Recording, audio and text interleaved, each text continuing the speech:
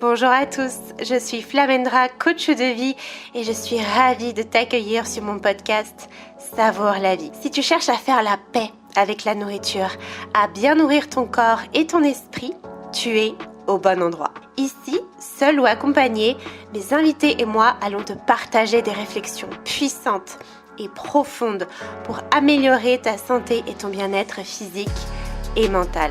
Pour ce faire, nous aborderons les thèmes du rapport au corps, à la nourriture, mais aussi de l'état d'esprit et du regard sur le monde. Ensemble, nous allons ouvrir le champ des possibles pour que tu puisses te sentir libre et pleinement épanoui dans ta vie.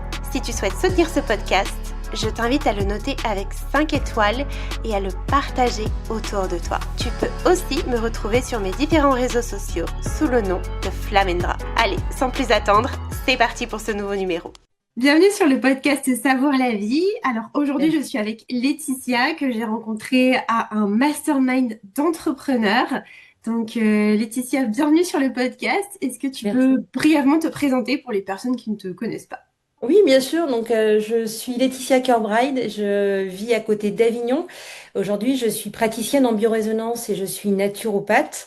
J'ai 16 ans de parcours sur l'anorexie-boulimie qui a été en fait un véritable calvaire. Et aujourd'hui, j'en suis sortie je suis ravie aujourd'hui d'être ici pour raconter mon histoire. Je suis également en train d'écrire mon histoire. Il y a un livre, j'espère, qui sortira avant la fin de l'année à ce sujet-là, une autobiographie. Et puis également, je suis en train de me spécialiser également pour aider les personnes qui ont des troubles du comportement alimentaire, un peu comme toi, Flamendra. Yes, et c'est ça qui nous a amené à avoir cette conversation aujourd'hui pour expliquer un peu à nos auditeurs. Comme je le disais en intro, en fait, on s'est rencontrés à ce qu'on appelle un mastermind. Donc, c'est peut-être un mot qui paraît étrange pour certaines personnes. C'est un regroupement d'entrepreneurs et en fait, on a connecté puisque Laetitia a pris la parole en disant que elle avait souffert de troubles alimentaires et c'est comme ça qu'on a connecté et qu'on s'est retrouvés aujourd'hui. Donc là, l'idée évidemment, c'est que tu puisses nous partager ton parcours. Ma première question, ça va être comment ça a commencé pour toi les troubles alimentaires? Alors en fait, j'y ai beaucoup réfléchi, surtout dans cette période où je suis en train de rédiger mon histoire. J'ai vraiment plongé, sombré dans l'anorexie. J'avais 15 ans et demi, 16 ans. Mais en fait, avec du recul, je m'aperçois que déjà à l'âge de 10 ans, j'avais des comportements par rapport à l'alimentation qui n'étaient pas OK, en tout cas pas pour une petite fille de 10 ans, puisque je demandais à ma mère si les pommes de terre faisaient grossir. Et ma mère était très fière en fait de voir que sa fille de 10 ans était déjà très attentive en fait à son alimentation. Et puis il y a eu en fait une phrase qui m'a énormément blessée lorsque j'étais en dernière année de collège, où j'étais en cours d'espagnol. Je m'en souviendrai toute ma vie. Et derrière moi, il y avait trois garçons et un des trois en fait a dit que j'avais un gros cul, voilà. Et les autres ont rigolé. Et dans ma tête, comme déjà, j'avais pas cette confiance en moi, j'avais vraiment cette sensation d'être le vilain petit canard de toutes les classes, de pas avoir vraiment d'intérêt. Je suis arrivée en seconde avec toujours en fait ce côté en me disant que j'étais pas la bombe du lycée, quoi. J'étais quelqu'un de complètement à part. Et puis je me sentais grosse, je me sentais pas bien dans mon corps. J'avais cette sensation d'être quelqu'un de lourde. Et entre la seconde et la première, j'ai décidé de perdre du poids. Finalement, j'en ai perdu beaucoup, beaucoup, beaucoup, puisqu'en l'espace de 3 mois, j'ai perdu plus de 12 kilos. Et quand je suis rentrée, en fait, et je le dis souvent aux gens, quand je suis revenue au lycée, en fait, en première, les premiers jours, je flottais dans mes pantalons. J'avais évidemment beaucoup perdu de poids et les gens me regardaient. Et là, j'avais cette sensation, en fait, d'être toute puissante, quoi. Et vraiment, c'est ce parcours qui a commencé avec beaucoup de douleur derrière, oui. Ok, donc ce que j'entends, c'est lié aussi à ton environnement familial, puisque ta mère, elle était fière de voir que pour elle, tu prenais soin de ta santé, tu faisais attention, tu sais, ces fameuses phrases de faire attention à ce que tu manges, alors qu'en fait, ça cachait un dysfonctionnement par rapport, en tout cas, à ton rapport à la nourriture, à toi, etc. Et puis ensuite, il y a tout l'environnement aussi sociétal. C'est vrai que au collège, au lycée, quand t'es enfant, il y a des mots qui sortent plus facilement que quand t'es adulte. Il y a aussi beaucoup de moqueries. C'est une phase qui est difficile pour la plupart, je dirais, des personnes dans leur étape de vie, quoi, de l'adolescence, où là, bah, ouais, on a des moqueries, on peut se sentir à part. C'est là où il y a des clans, où ça commence à se faire un petit peu. Donc, ouais, toi, t'es passé par une grosse phase d'anorexie, t'as perdu beaucoup de poids rapidement. Ce qui est intéressant dans ce que tu dis, c'est ce côté, en fait, tu as perdu du poids et tu t'es senti vue, comme si tu avais un sentiment de toute puissance, de Oui. valorisation que tu recherchais depuis longtemps. Mais exactement. En fait, tu vois, même quand tu me racontes un peu, tu me fais un résumé de mon histoire, j'ai envie de te dire, mais même avant, je pense que déjà au primaire, je me sentais pas à ma place. J'étais quelqu'un de hyper stressé, toujours très bonne à l'école. Comme aujourd'hui, je le dis, et tant pis si ma famille m'écoute, voilà, j'ai pas. Voilà, faut qu'ils l'entendent aussi. J'avais cette sensation d'être une plante verte. C'est sois belle et tais-toi et surtout sois bonne à l'école. Et je l'ai été. Je l'ai été, mais finalement, en fait, j'étais pas moi. J'avais pas cette possibilité de m'exprimer. J'avais pas cette possibilité de dire peut-être aux autres, mais ta gueule ou quelque chose en fait d'assez fort. Et ça a été. Et quand en fait j'ai maîtrisé mon corps, en fait, enfin, je maîtrisais quelque chose de ma vie et j'avais cette sensation d'être quelqu'un. Voilà. Et de même à la limite, j'ai eu d'ailleurs même auprès de ma petite sœur, au qui je lui demande sincèrement pardon. J'ai été très violente envers elle en fait dans mes attitudes parce que je lui disais, ben toi tu contrôles pas ton corps quoi. Voilà. Je lui donnais mes vêtements qui étaient trop grands pour moi et qui étaient trop petits pour elle. Tu vois, c'était vraiment. Mais j'avais cette toute puissance. Voilà, j'avais cette sensation que enfin, voilà. Et puis je faisais du sport tous les matins. Je faisais attention à ce que je mangeais. Enfin, j'ai eu des attitudes mais de folie. Quand je faisais du repassage dans la cuisine chez mes parents, je mettais en fait à l'époque on avait les annuaires encore physique. Et ben je mettais un annuaire en fait sous un pied. Je faisais du step en même temps histoire de continuer à travailler. Et j'écoutais de l'espagnol ou une langue étrangère qui n'était pas ma langue maternelle pour faire travailler mon cerveau. J'étais intimement persuadée que j'allais dépenser encore plus de calories en faisant tout ça. J'allais vraiment, vraiment, vraiment, vraiment jusqu'au bout de mes limites. Et d'ailleurs, j'y suis allée. C'est-à-dire que je tombais dans les pommes très régulièrement. Jusqu'au jour où en fait mon père m'a menacé, il m'a dit écoute la prochaine fois où tu tombes dans les pommes, je t'emmène au CHU à Nantes, parce que mes parents vivaient dans la région nantaise, je te laisse là-bas et personne ne viendra te voir. Et sincèrement au fond de moi, à ce moment-là, je me suis dit je m'en fous que tu viennes pas me voir, toi. Franchement, j'avais pas envie de voir mon père.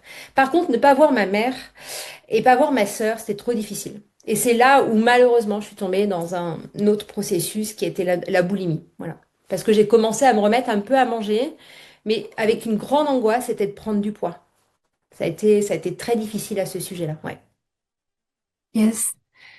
Ce que tu dis, c'est qu'il y a vraiment un côté extrême que j'ai pu remarquer, tu vois, à force d'accompagner des centaines et des centaines de personnes à se sortir des troubles alimentaires, il y a vraiment un côté binaire de, tu sais, c'est tu tiens, tu résistes, tu souffres, cette mentalité de rester dans la souffrance, ou alors de partir dans l'extrême opposé, de toute façon c'est foutu, de toute façon j'ai mal fait, donc c'est vraiment soit c'est parfait, soit c'est un petit peu l'inverse, et c'est le drame et c'est le chaos. Je pense que toi-même tu sais, si le poids est pas comme ce que tu t'es imaginé dans ta tête, c'est le drame. Si ton corps il change, c'est le drame. Alors qu'en vrai, c'est peut-être 1 millimètre, tu vois. Mais Oui. pour une personne qui souffre de troubles alimentaires, ça prend des proportions Oui. absolument démesurées. Et il y a une chose sur laquelle je voudrais rebondir, qui est très intéressante, c'est en fait cette impression de ne pas contrôler sa vie, d'être une plante verte, tu sais, parce qu'on apprend aux petites filles à se taire, tu vois, dans C'est ça. nos ancêtres, en fait, c'était bah une femme, enfin une petite fille, elle doit être belle et puis elle doit être sage et puis elle doit pas prendre trop de place, C'est n'est-ce ça. pas? Donc en fait, quand tu contrôles ton corps, tu dis ah enfin un truc sur lequel je peux enfin avoir du pouvoir où je me sens plus puissante que les autres, donc tu es fière, donc tu as envie de le conserver et tu lis ça à ton identité.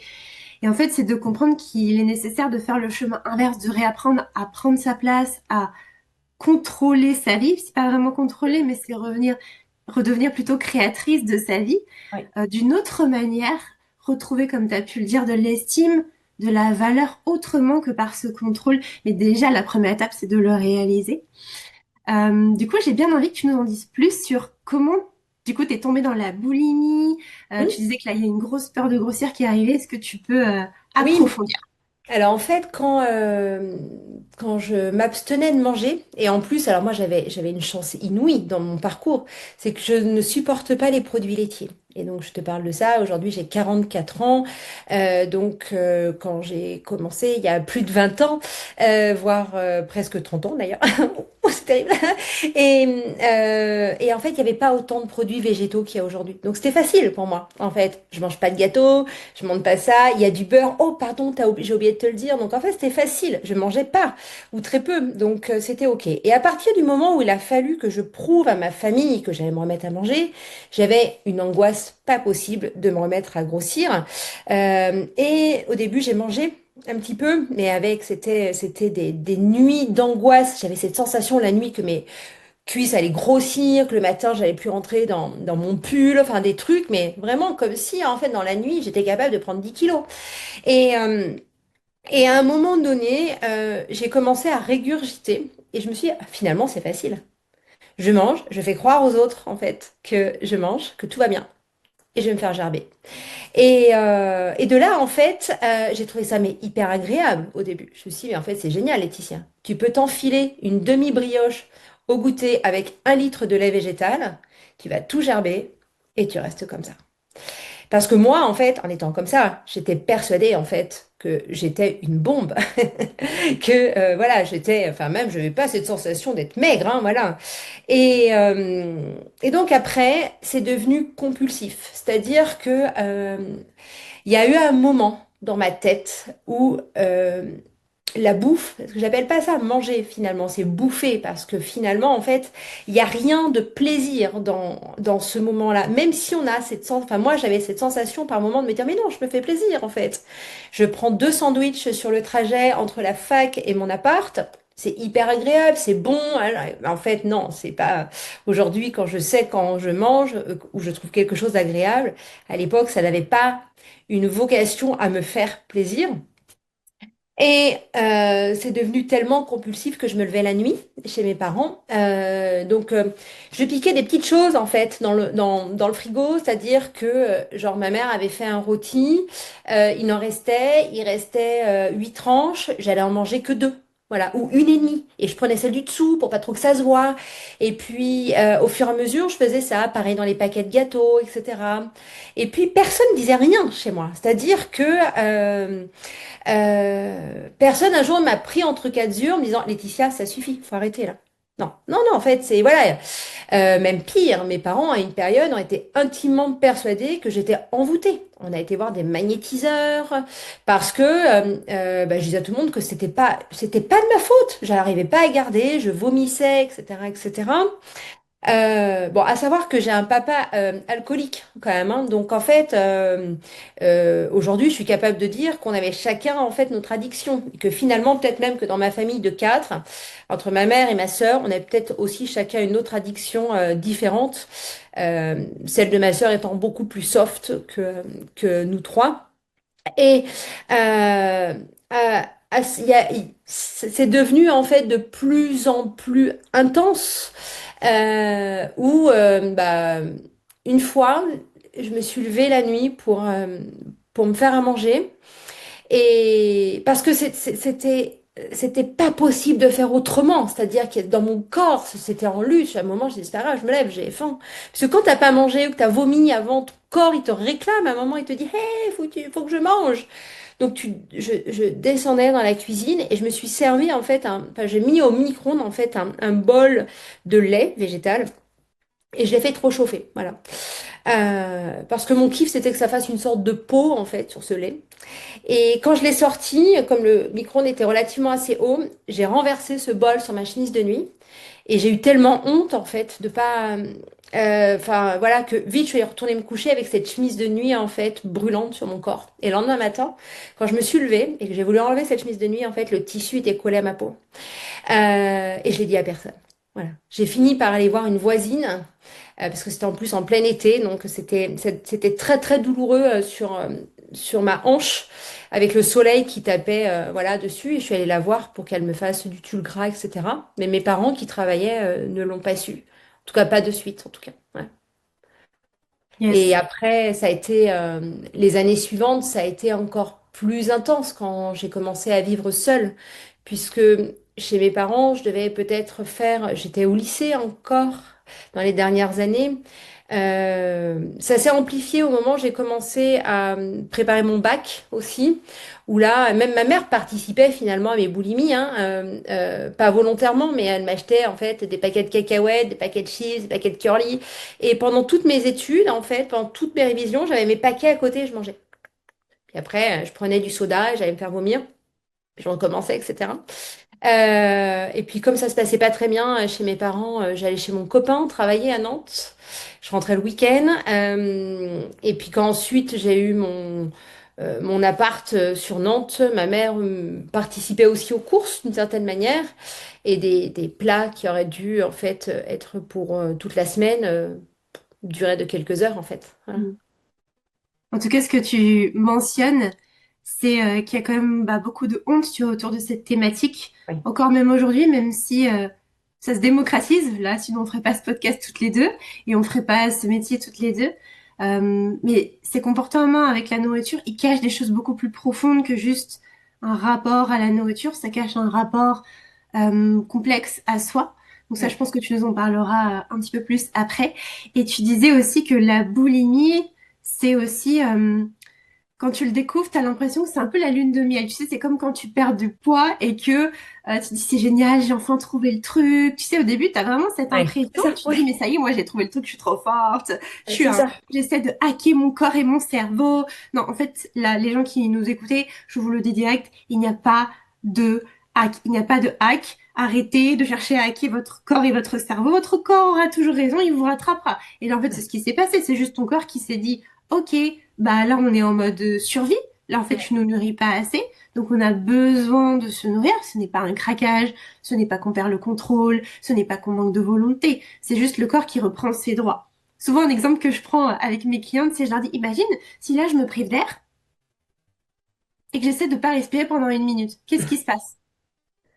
Bah en fait naturellement je vais prendre une grande inspiration parce que mon corps, il détecte un déséquilibre et il se dit, OK, on n'a pas eu assez d'air, il nous faut une grande quantité d'air pour ensuite rétablir l'équilibre.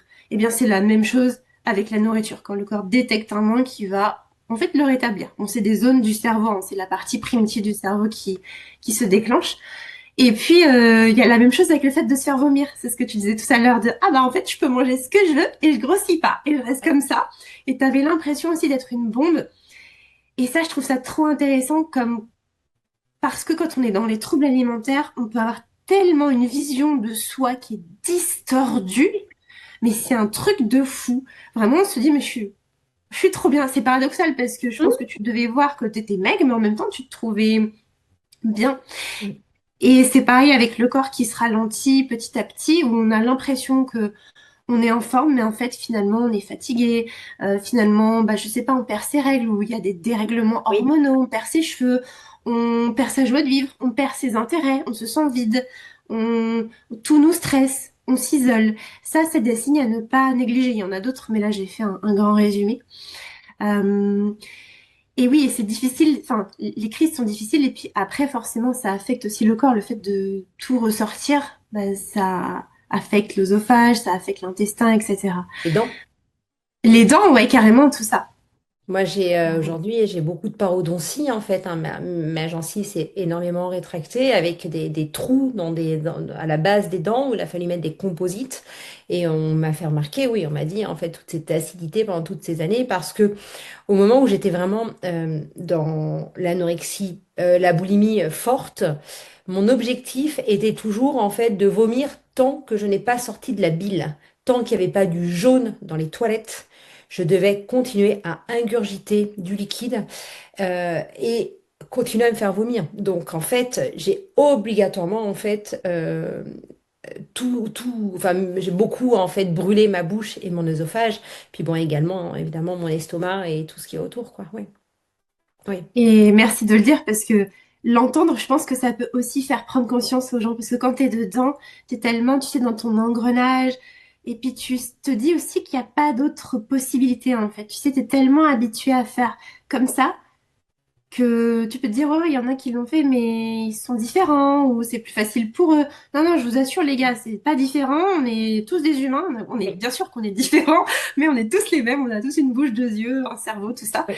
Et en fait, euh, tu vois, le fait de le dire aussi, ça peut permettre de prendre conscience que, Oui. bah, en fait, ça fait du mal au corps et que le corps est quand même notre ami, même si dans ces moments-là, je sais que c'est difficile à percevoir, en tout cas au début. Donc, comment toi, est-ce que voilà, t'es passé de cette situation, tu parlais de ton père, de ta mère, tout ça. Comment finalement ça a évolué après? Alors, déjà, je voulais rappeler en fait comment, ce que tout à l'heure tu disais cette histoire de honte, et en effet, ça m'a fait rappeler. euh, il y avait à l'époque, alors je vais faire hashtag en fait les vieux parce que les jeunes auditeurs vont pas savoir de tout de qui je parle. Vous irez faire une petite recherche sur Google. On avait un super en fait présentateur télévisé sur France 2 qui s'appelait Jean-Luc Delarue, je dis qui s'appelait parce que malheureusement il est décédé aujourd'hui, qui faisait une émission qui s'appelait Ça se discute. Et en fait, il y a eu un jour, en fait, le thème de la soirée, c'était sur les troubles du comportement alimentaire. Donc, il y avait tout, hein. Il y avait des anorexiques, il y avait des boulimiques, il y avait une femme, en fait, qui ne pouvait manger que des aliments violets, une autre personne qui était dans l'hyper-contrôle, en fait, de son alimentation. Et quand je les ai écoutés, en fait, ces gens-là, à un moment, j'ai pu mais en fait, c'est moi. Et ça a été en fait une véritable révélation. Le week-end suivant, je suis rentrée chez mes parents. Ma mère m'a engueulée parce qu'on avait quitté une après-midi, en fait, une fête de village pour que je rentre à la maison manger, et puis toujours sous prétexte qu'il n'y avait pas à manger pour moi là-bas. J'ai mangé mon goûter, puis je suis allée le gerber. Puis ma mère m'a dit, tu t'exagères vraiment, sincèrement. Enfin voilà, on a quitté la fête pour toi, etc. Et là, en pleurs, je lui ai dit que je savais ce que j'étais aujourd'hui, voilà. Et ce qui était malgré tout en fait un soulagement, parce que sur le moment j'avais cette sensation d'être un monstre en fait, me dire mais en fait je suis si différente. Et c'était déjà une sensation que j'avais même enfant, où j'avais cette sensation de pas avoir ma place dans cette société, c'était assez compliqué. Et le lendemain de cette émission, quand je suis retournée au lycée, j'avais deux copines. Alors j'ai toujours eu en fait des problèmes aussi amicaux, c'est-à-dire que comme je trouvais pas ma place, finalement, on est dans une période où les gens sont pas toujours super sympas entre eux. Il n'y a pas de bienveillance tout le temps, donc souvent en fait j'étais obligée de changer de groupe d'amis parce que je loupais beaucoup l'école aussi, malgré le fait que j'avais des bonnes, enfin j'arrivais à avoir des belles notes. Et, euh, et même, il y avait des camarades qui ne voulaient plus s'asseoir à côté de moi en cours, hein. C'est leurs parents leur disaient, tu passes ton bac, donc tu t'assois pas à côté de Laetitia, parce que si tu dois aller l'accompagner à l'infirmerie, tu vas louper tes études à cause d'elle. Donc je me retrouvais toute seule. Et là, il y avait deux nanas qui avaient décidé, enfin, qui m'avaient accepté pour amie. Et j'avais envie de leur raconter ce que je vivais.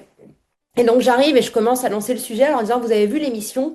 Et la première dit oui, franchement, quel gâchis. Je dis, ah bon, comment ça? Bah ouais, tu te rends compte, en fait, il y a des gens qui meurent de faim sur cette planète, il y en a d'autres, en fait, qui se, qui se gavent et qui gerbent tout, mais franchement, mais quel gâchis, j'aurais vraiment honte d'être à sa place. Donc, Et la deuxième dit, faut vraiment être, enfin, en fait, c'est des gens qu'il faut interner. Bon, bah ok, bah, je garde ça pour moi. Et donc, ça a été une fois de plus une claque. Et en fait, je m'aperçois que dans tout ce parcours, involontairement, parce qu'il y a peut-être là des gens qui vont écouter ce podcast et cette vidéo qui sont des personnes qui entourent des gens qui ont des troubles du comportement alimentaire et qui ne savent pas comment les aider. Et je sais que c'est pas facile, mais en tout cas, je pense que écouter aurait été juste ce que je leur demandais, pas de me juger en tout cas et pas de me comprendre. Je n'en demandais pas autant, mais c'était voilà, c'était quelque chose qui était important. Et ensuite, pour répondre à ta question, comment ça a évolué? Alors, ça a évolué. Donc, je me suis retrouvée en hôpital de jour grâce à ma maman qui m'a dit, qui pendant la semaine où je suis retournée étudier à Nantes, a pris contact avec l'hôpital de jour des addictions de Nantes. Et j'y allais tous les lundis là-bas. Où j'avais notamment en fait un challenge qui était de pas perdre du poids. Donc la première chose qu'on fait le lundi matin en arrivant là-bas, c'est qu'on passe sur la balance. Moi, je voulais pas prendre de poids, mais par contre, on me disait des fois je perdais du poids aussi parce que c'est très bien ce genre d'endroit, mais ça a aussi un effet un peu néfaste. C'est que j'ai appris plein d'autres manières en fait pour abîmer mon corps. Voilà, moi, j'avais jamais eu idée en fait des laxatifs. Il y avait une femme qui était là, qui elle consommait beaucoup de laxatifs. Mais je me dis, ah ouais, pas mal ça en fait.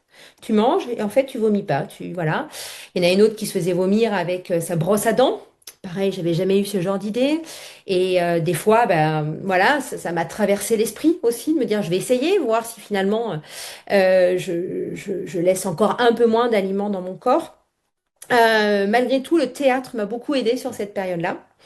Et puis ensuite, on m'a dit, bah, c'est fini, Laetitia. Faut partir, faut laisser la place à d'autres. Donc là, ça a été très violent, très douloureux.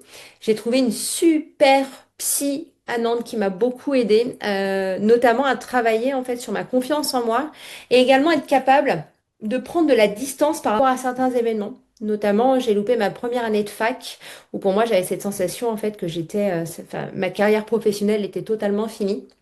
Et elle a réussi à me faire prendre conscience que une année de fac, en fait, n'avait aucune incidence sur notre parcours professionnel.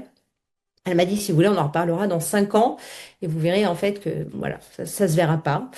Grâce à elle, j'ai pu aussi continuer mes études. J'ai quitté mon copain. Alors ça s'est pas fait comme ça dans la douceur. Hein. 6 ans et demi de relation avec quelqu'un de relativement assez toxique, mais qui sur le moment j'avais cette sensation qui était un peu mon sauveur. Je suis partie vivre à Montpellier.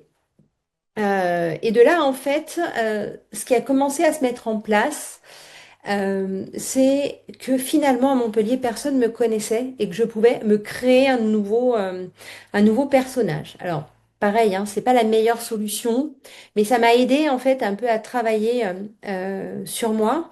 J'ai rencontré des gens qui m'ont aussi beaucoup aidé à me dire, Laetitia, t'es quelqu'un de courageuse. Et ça me faisait pleurer hein, quand on me disait ça, parce que jamais personne me l'avait dit.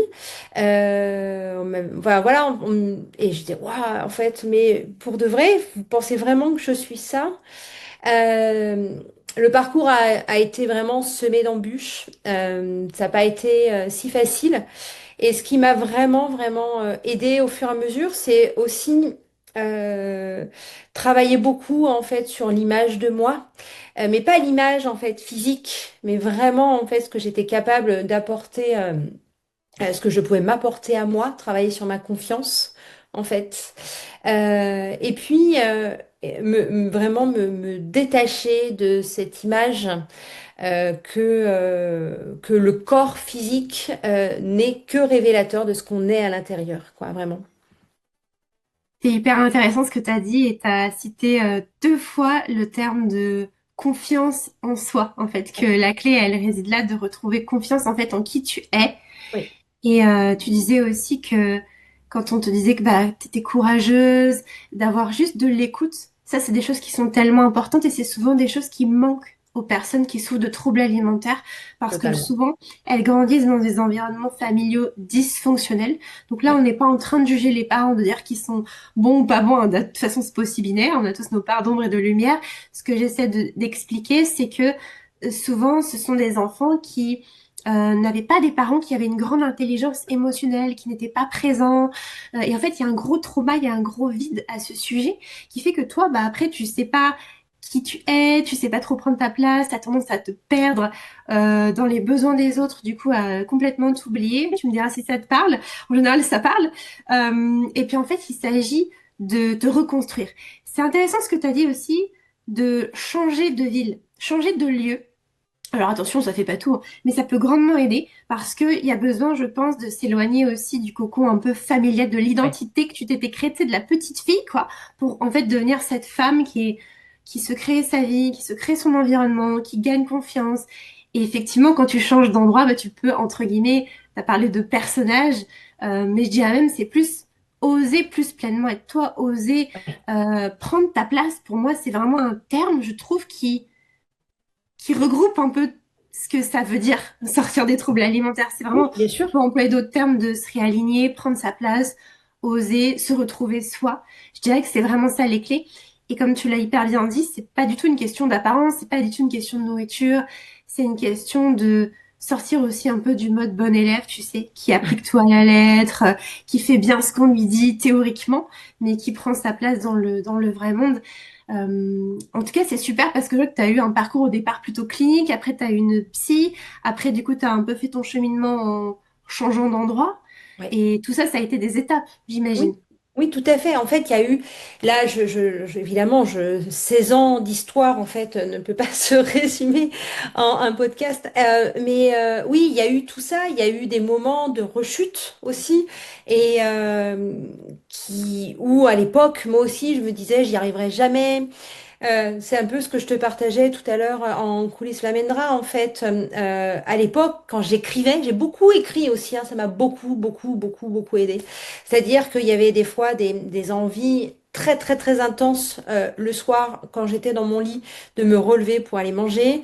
Et je me disais, bah non, en fait, il faut trouver une autre solution, en fait, pour calmer cette émotion, puisque finalement, aujourd'hui, on peut le dire, ce n'était pas un besoin physique, c'était plus un besoin émotionnel enfin, et psy, hein, enfin, il y a vraiment toute cette sphère-là. Et le fait d'écrire, de finalement cracher ce que j'avais à cracher, me permettait de m'endormir serein.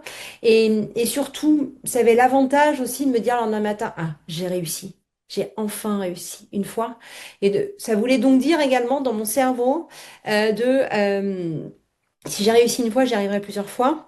Évidemment, malheureusement, il y avait des fois où je me disais, ben non, j'y arriverai jamais, puisqu'il y avait toujours des recrises, des repériodes euh, hyper violentes dans ce parcours. Mais oui, en fait, il y a vraiment plusieurs étapes qui m'ont aidé petit à petit à me construire. Et puis, j'ai beaucoup aimé quand tu dis, alors, être dans l'écoute de l'autre. Alors là, totalement. Je me souviens une fois, c'était juste avant Noël en hôpital de jour, ma référente m'a dit, ton objectif de maintenant, c'est de te faire un cadeau à toi. Oh. Et là, je peux vous dire en fait que j'ai dû passer mais des jours et des jours à faire les magasins et de pas être capable de savoir pour trouver un truc pour moi. Voilà, c'était compliqué. Je voyais des jolis pulls pour ma mère, je voyais des trucs pour ma sœur, je voyais des choses pour mon père, je voyais des trucs pour mon mec, mais rien pour moi quoi. J'essayais des vêtements pour moi parce que bon, voilà, ça je savais faire, mais à chaque fois, j'arrivais pas à me décider, j'arrivais pas à sauter le pas.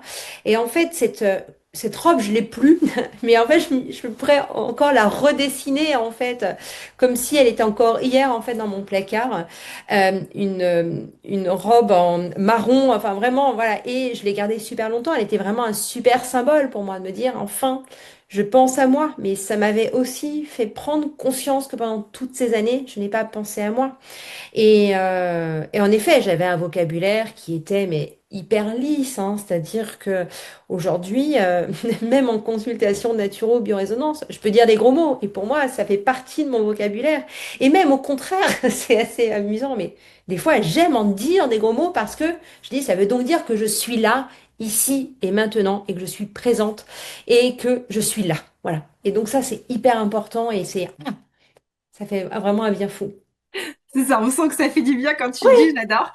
Et c'est ça, c'est pas, tu sais, l'élève parfait qui parle parfaitement, c'est des fois dire putain, ça me saoule. Et en fait, Oui. être OK avec ça. Et, et ouais, en fait, arriver à prendre ta place, tu vois, vocalement, dans le corps aussi, tu vois, pour moi, grossir. Bon, ça dépend, il y a des gens qui, quand tu es dans l'hyperphagie, tu vas, entre guillemets, perdre du poids, mais c'est plus pour retrouver ton poids d'équilibre qui fluctue, qui est pas un truc fixe, je tiens à le préciser. Et quand tu es dans l'anorexie, c'est l'inverse, mais c'est toujours, en fait, tu réharmonises ton intérieur et du coup, ça réharmonise l'extérieur. Quand je dis l'extérieur, c'est bah, ton enveloppe charnelle, puisque ton enveloppe charnelle reflète aussi ton intérieur. Totalement. Mais on peut pas se fier qu'à l'enveloppe charnelle pour savoir est-ce qu'une personne va bien ou pas. Moi, je parle plus d'aura maintenant. Je sais pas à qui ça parlera ici, mais je trouve qu'on peut voir quelqu'un, mais on peut sentir plus son énergie, sa vibe, ce qu'elle dégage. Et je dirais que ça, c'est un élément beaucoup plus pertinent que juste le physique, tu vois, sur une photo. Je C'est sais pas vrai. ce que t'en penses. Oui, oui, mais totalement, bien sûr, en fait. Et, euh, et je pense qu'à l'époque, oui, j'étais quelqu'un de relativement assez éteinte. J'avais pas, voilà, j'avais pas ma personnalité finalement. même pour aller plus loin, c'est pas moi qui ai décidé, par exemple, d'aller vivre avec mon mec à Nantes. C'est mes parents qui ont décidé avec ses parents de se dire, bah, en fait, on va faire des économies, on va les mettre dans le même appartement. Mais Ah, waouh. je me dis, mais en fait, non, c'est pas OK. Aujourd'hui, enfin, j'ai envie de le crier en fait très fort, leur dire, mais enfin, non, c'est hors de question. Euh, je me suis opposée à comment dire, à un avis de mes parents. J'avais 17 ans et demi. C'est-à-dire que jusqu'à présent, à table, j'étais quelqu'un de relativement très lisse, qui était capable d'essayer de faire changer la conversation du moment pour éviter que mes parents s'engueulent. Et puis un jour, je ne sais plus quelle conversation, on était tous les quatre à table. Mes parents me disent un truc et moi je dis non, je suis pas d'accord. Et là, je les ai vus tous les deux faire chla. Dire, oh, Que mais se qu'est-ce qui se passe-t-il? passe? Que se passe-t-il? Et ben avec du recul, je me dis mais qu'est-ce que ça m'a fait du bien?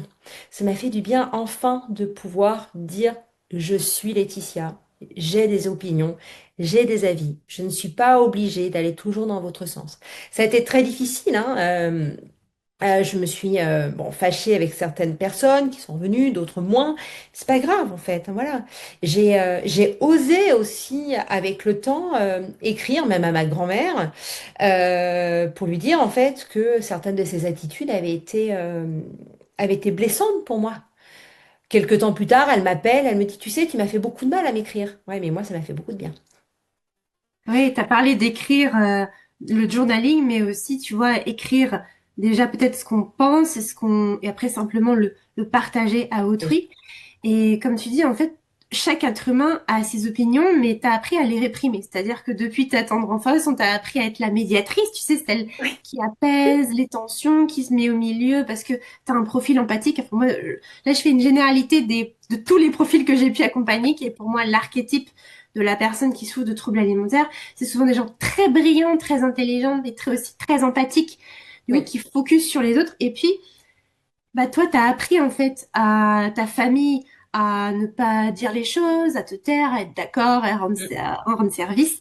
Donc forcément, le jour où tu vas ouvrir ta bouche pour dire ce que tu penses, là, ils vont se dire, oh, mais attends, il y a un bug dans le système, là, je comprends pas. ouais, C'est vraiment Laetitia là qui parle. Et en c'est fait, c'est ça. normal que ça les perturbe, mais il faut surtout pas à ce moment-là se dire, ah non, non, du coup, qu'est-ce que j'ai fait de mal? J'aurais peut-être pas dû, tu sais, commencer à Ouais, culpabiliser. Ah bah non, en fait, je l'aimais pas bien. Non, non, en fait, vous avez le droit, là je parle aux auditeurs, vous avez le droit de dire ce que vous pensez, ouais, dans votre fort intérieur. Mais il s'agit, comme tu l'as dit tout à l'heure, de s'y reconnecter, parce que quand ça fait très longtemps qu'on se focus sur les autres, tu disais, tu savais même pas choisir des vêtements pour toi, en fait, tu savais tout pour les autres, mais pas pour toi, bah, ouais, ça nécessite d'arrêter de faire passer les autres avant soi ouais, et de se remettre soi au centre. Et attention, ça ne veut pas dire être égoïste, être une connasse, être que sais-je. Non, c'est essentiel. Une métaphore qui est connue sur ce sujet, c'est la métaphore des masques de l'avion, c'est-à-dire quand un avion est pas bien, entre guillemets, t'as les masques qui tombent, bah, le masque, il faut d'abord le mettre sur toi pour avoir totalement. l'oxygène, pour ensuite le mettre sur les autres. Si tu cherches à le mettre direct sur les autres, bah toi tu meurs, donc tu ne peux pas. Et bien là, c'est pareil, remplis ta carafe, remplis ton intérieur pour ensuite le diffuser à l'extérieur. Mais je- c'est vrai que c'est important d'insister sur ce truc de en fait, reprendre son pouvoir, te reconstruire, te redécouvrir, redécouvrir tes goûts, te remettre au centre de ta vie. Et je serais curieuse justement de savoir qu'est-ce qui t'a aidé, tu vois, là pour les gens qui nous écoutent, parce qu'ils peuvent se dire, ouais, ça a l'air cool, mais moi je sais plus, je fais comment en fait. Ouais. Alors en fait, ce qui m'a beaucoup aidé, c'est que, alors j'ai vécu pas mal de relations amoureuses ultra toxiques, parce que ça aussi, je pense que c'est quelque chose que beaucoup de personnes vivent, parce que quand on est dans l'empathie, finalement, on attire aussi beaucoup de connards. Et voilà, j'ai une petite collection à mon actif à ce sujet-là. Et en fait, il y a une personne qui m'a beaucoup aidée. Je vais lui dédicacer aussi une partie en fait de cette vidéo, c'est mon mari. Puisque en fait, le jour où je l'ai rencontré, on s'est un peu livré, enfin beaucoup hein, dans les semaines qui venaient, où c'était quand même pour moi difficile, à un moment, de lui cacher que il était encore probable qu'il me retrouve dans les chiottes en train de vomir. Donc, je préférais en fait mettre le cadre de suite. Il ne m'a pas jugé, donc ça c'était déjà quelque chose de top. Et au fur et à mesure, en fait, voilà, il m'a soutenu. Il m'a soutenu, ne serait-ce que dans l'écoute. Voilà, aujourd'hui, il va se foutre de ma gueule, parce qu'il va me dire, tu passes ton temps à me dire que je t'écoute pas, et là tu me dis que j'étais dans l'écoute. Joker. Mais malgré tout, en fait, il a toujours été là, il m'a toujours soutenue. Donc ça, c'est la première chose. Et en fait, ce qui m'a aussi beaucoup aidé, c'est un moment de me reconnecter à moi. Et notamment, j'ai changé d'activité professionnelle. Euh, Ça, voilà, mon mari m'a soutenue à ce sujet-là parce qu'à l'époque, j'étais déléguée pharmaceutique. Donc beaucoup de pression en fait, hein, voilà. Et il y a eu même des périodes où je faisais 3 à 4 crises de boulimie vomitive par jour, oui, minimum. Je suis tombée en dépression. Euh, Yann, mon mari, a toujours été là. Et à un moment, j'ai eu un déclic. J'ai décidé de me reconnecter à quelque chose qui vibrait en moi depuis tant d'années, qui est en fait la nature, la naturopathie. Et là, en fait, je me suis sentie pousser des ailes, vraiment. J'ai enfin senti qu'il y avait quelque chose qui était vraiment top. Et ça m'a aidé, en fait. Voilà. Le chemin, c'est pas fait du jour au lendemain. Stop, j'arrête de vomir. Stop, voilà. Je me remets à manger, etc. Mais ça m'a vraiment beaucoup aidé, en fait. À tout à l'heure, tu disais, il faut pas être égoïste. Mais j'ai envie de dire, en fait, sincèrement, il vaut mieux être égoïste et après réajuster en se disant qu'on a peut-être trop pensé à soi. Et encore, je suis pas 100% certaine qu'on pense trop à soi, que d'être dans l'autre sens. Et quand on va en fait vraiment s'interroger soi-même, et pour s'interroger soi-même, pour tes auditeurs, j'ai envie de leur dire, mais n'hésitez pas à écrire en fait, jusqu'à ce que votre cerveau en fait, il sait plus ce qu'il est en train d'écrire, vraiment. Il va y avoir tout l'inconscient qui va se mettre en fonction pour qu'à un moment, en fait, on se dise, bah, soit je suis OK, soit je suis pas OK. Voilà. C'est flippant, en fait. Ça l'a été hein, pour moi, ça a été ultra flippant hein, de changer d'activité professionnelle. Surtout que avant de rencontrer mon mari, j'ai vécu avec un escroc qui m'a envoyé direct en commission de surendettement. Hein. J'avais plus de 140 000 euros de dette au-dessus de la tête. Donc autant dire que c'était aussi un énorme challenge. Donc, au moment où je décide de quitter mon job d'agent co, parce que je n'étais plus salariée en délégué pharmaceutique, indépendante en tant qu'agent co en milieu pharmaceutique, toujours, avec un burn-out au-dessus de la tête. Donc, le chiffre d'affaires, hein, il était tellement bas que je sais même pas comment on arrivait à payer les factures, mais bon. Et donc, c'était un énorme challenge, mais ça m'a vraiment permis de me reconnecter. Et dans ces études, j'ai aussi pris conscience que il y a beaucoup d'éléments extérieurs aussi. Quand on a beaucoup de compulsions alimentaires, ou même finalement qu'on se prive d'aliments, qu'on a besoin d'aller complémenter. Et donc j'ai vraiment pris conscience aussi qu'il y a un véritable soutien avec certaines plantes ou certains minéraux et oligo-éléments qui vont vraiment aller aider aussi à apaiser notre mental pour se sentir de mieux en mieux. Voilà. Yes, je dirais qu'il y a à la fois toutes ces pratiques-là qui pour moi sont plus un soutien, tu vois. Oui. Et après, il y a vraiment le travail plus profond de reconnexion à Mm. soi-même qui passe, comme tu l'as très bien dit, par beaucoup d'introspection parce que quand ça fait des années qu'on est coupé de soi et de son corps, hein, vous connaissez, je pense, la dissociation, c'est-à-dire Oui. on n'est pas dans son corps. Moi, au départ, la première fois que j'ai entendu ça, je me suis dit, mais je comprends pas. Bien sûr que si, mon corps, il est là. Ça veut dire quoi? Et en fait, ça veut simplement dire qu'on est déconnecté de ses sensations, qu'on prend pas en compte les messages du corps, même tout ce qui est, par exemple, le côté énergétique. Je sais pas toi, mais moi, au début, je ne comprenais pas. Quand on me disait, mais protège ton énergie, je me disais, mais ça veut dire quoi? Protège ton énergie?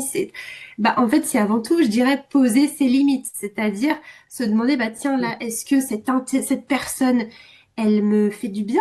Elle m'amène vers mes objectifs? Elle m'amène vers la vie que je veux?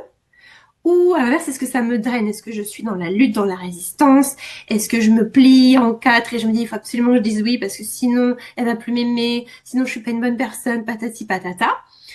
Bon, si on est dans le cas 2, évidemment que là, c'est une dynamique qui est malsaine, qui est délétère Ouais. sur le long terme. Là, je prends un exemple de dynamique plutôt relationnelle, mais ça s'applique à tout. Et t'as dit que quand on se prive d'aliments, en fait, moi, j'ai pu remarquer que quand on se prive, au niveau de la nourriture, on se prive ailleurs. Tu vois, tu disais tout à l'heure, tu t'offrais pas des vêtements, parce qu'en fait, au fond de toi, je pense que tu te disais que tu ne le méritais pas, puisque Totalement. quand on Bien a une sûr. faible estime de soi, on se dit, bah, non mais qui suis-je? Non mais attends, non mais, oh, mais les autres ils sont meilleurs, tu sais, les autres ils ont toujours plus raison, les autres ils savent mieux, les autres. Et en fait, c'est un peu encore la petite fille, tu sais, qui se fait toute petite, et puis le maître il a raison, les parents ils ont raison. Non, sauf qu'aujourd'hui vous êtes des adultes, je répète, vous êtes des adultes. Donc, en fait, votre propre autorité intérieure est juste. Les Ouais. autres, c'est les autres. Ils ont leurs besoins, ils ont leurs avis. C'est pas parce qu'ils ont un avis différent, pardon, qu'il est plus juste. Il n'y a pas de bon ou de mauvais avis, il y a juste une pluralité. Mais toi, tu vois, ta vérité, Laetitia, elle est unique, c'est la tienne. Moi, je ne sais rien, je peux pas me glisser dans ta tête et dans ton corps. Et j'ai pas plus raison que toi, t'as pas plus raison que moi. On est deux êtres différents qui, là, du coup, partageons un parcours où on a vécu des choses similaires, mais même le parcours de guérison, c'est intéressant parce que tu vois, il y a beaucoup de gens aussi, quand on est très dans le mental, on se dit, vas-y, c'est quoi la bonne méthode? Elle est où la bonne méthode? En fait, il n'y a pas de bonne méthode, il y a différents chemins, mais il y a quand même juste ce travail de se reconnecter à soi. Les clés qu'on a données là, plus effectivement le soutien des plantes, tout ça, c'est c'est la base. Après que vous le fassiez, j'en sais rien, avec un thérapeute, un coach, que sais-je, un psy, on s'en fout. C'est juste trouver la bonne personne, mais qui va vous faire ce chemin.